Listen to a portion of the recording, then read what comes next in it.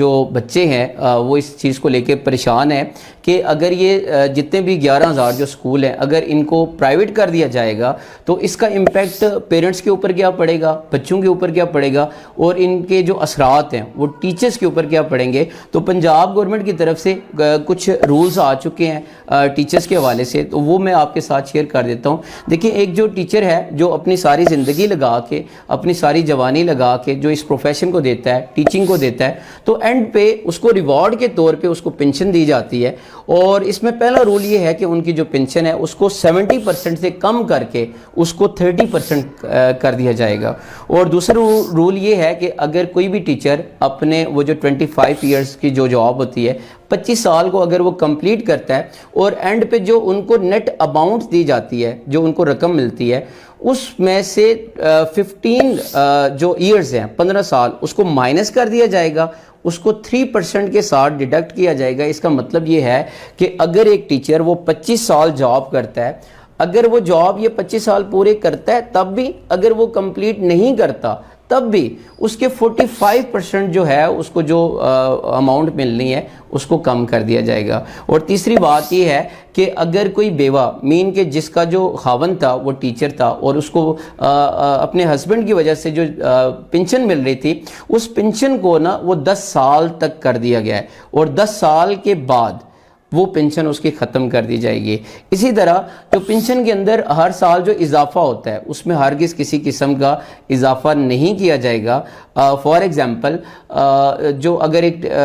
Teacher ہے اس کی اگر پینشن وہ 40,000 ہے تو اس کی جو پینشن ہے وہ فار ایور وہ 40,000 رہے گی. اس میں جو اضافہ ہے وہ الگ سے ہوگا, وہ اس کے اندر ایڈ نہیں ہوگا. یہ سارے کے سارے جو رولز ہیں وہ پنجاب گورنمنٹ کی طرف سے ہیں. اب آ جاتے ہیں کہ جو پنجاب گورنمنٹ کی جو اپنی کارکردگی ہے وہ پچھلے کچھ سالوں سے, اس میں ایک یہ ہے کہ پچھلے 6 سال میں آپ کو یاد دلاؤں کہ پچھلے 6 سالوں میں پنجاب کے اندر ایک بھی سرکاری سکول کے اندر بھرتی نہیں ہوئی, اور پورے پنجاب کے سکول جو ہیں اس میں تقریباً 1,13,000 جو اسامیاں ہیں وہ خالی ہیں. اس کے اندر وہ بھرتی ہو سکتی تھی لیکن ابھی تک ایک بھرتی بھی نہیں ہوئی پچھلے 6 سالوں میں. اسی طرح پنجاب کے اندر کئی سکول ایسے ہیں جہاں پہ پرنسپل موجود ہی نہیں ہے. اب آپ یہ دیکھیں کہ اگر ایک گھر ہو اور اس گھر کا سربراہ اگر گھر میں موجود نہ ہو تو اس گھر کی کیا صورتحال ہوتی ہے, پورے گھر کا جو نظام ہوتا ہے وہ درم برم ہو چکا ہوتا ہے. اسی طرح اگر ایک سکول ہے, اگر ایک سکول کے اندر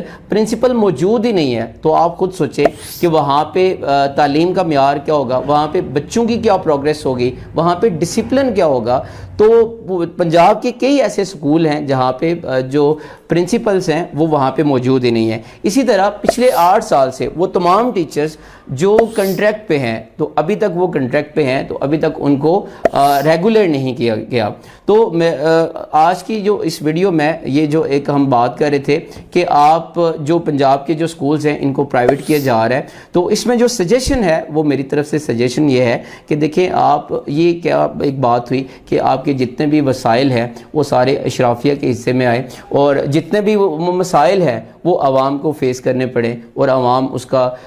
وہ قرض ادا کرے. دیکھیں, ایک بات تو یہ ہے کہ آپ کیا کریں کہ جتنے بھی جو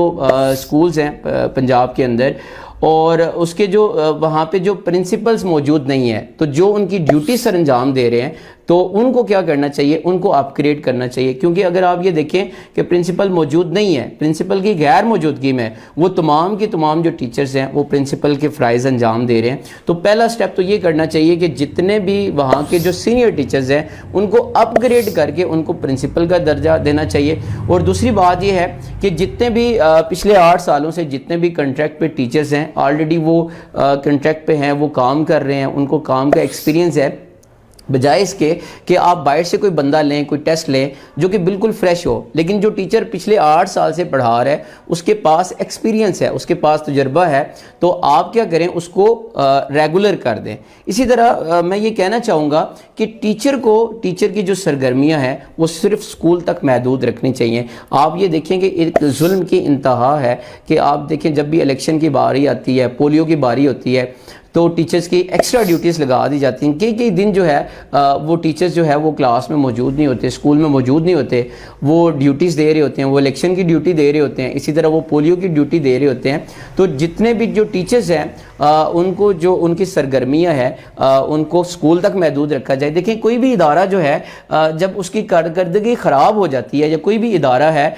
جب وہ بہتر پرفارم نہیں کر پاتا یا خسارے میں چلا جاتا ہے, تو اس کو بیچنا نہیں چاہیے. اس کو بیچا نہیں کرتے بلکہ اس کو بہتر کیا جاتا ہے. لیکن اگر آپ یہ دیکھیں کہ آپ ان اداروں کو اگر آپ سیل آؤٹ کر دیتے ہیں, آپ کسی پرائیویٹ سیکٹر کے حوالے کر دیتے ہیں, تو آپ یہ دیکھیں کہ پرائیویٹ سیکٹر پھر اپنے لحاظ سے اس کو چلائے گا اور اپنے لحاظ سے وہ فیسز کو ڈیسائیڈ کرے گا. تو آپ یہ دیکھیں پیرنٹس کے اوپر آلریڈی آج کے دور میں اتنا زیادہ کرائسس کے دور میں برڈن ہے. اگر یہ فیسز کا جو تھوڑا سا ریلیف پیرنٹس کو مل رہا ہے, اگر یہ ریلیف بھی نہیں ملے گا تو آپ یہ خود اندازہ کر لیں کہ جو ہمارے پاکستان کے بچے ہیں, جو ہمارے ملک کے اپنے بچے ہیں, یہ تعلیم سے محروم ہو جائیں گے. پہلے ہی ہمارے جو ملک ہے اس میں تعلیم کی اتنی کمی ہے, شعور کی اتنی کمی ہے. دیکھیں کہا جاتا ہے کہ شعور اور شعور میں ایک ہی فرق ہوتا ہے, اور ایک فرق ہوتا ہے وہ آئین کا ہوتا ہے. ٹھیک ہے, جو آئین ہوتا ہے وہ علم ہوتا ہے, وہ عقل ہوتی ہے. اب اس شعور کی وجہ سے ملک ہوتا ہے وہ تھوڑا سا کیا ہوتا ہے جی بہتر حالت میں آ جاتا ہے. لیکن اگر آپ اس کو پرائیویٹ سیکٹر کے حوالے کر دیں گے تو بہت سارے بچے ایسے ہیں جو کہ اسکول نہیں جا پائیں گے. آپ یہ دیکھیں پچھلے کچھ 2-3 سال پہلے کووڈ کی وجہ سے کافی بچوں کا اسکول جو ہے وہ مس ہو گیا تھا, وہ پڑھائی سے ہٹ گئے تھے. تو اگر یہ دوبارہ ہو جاتا ہے تو بہت ساری ایک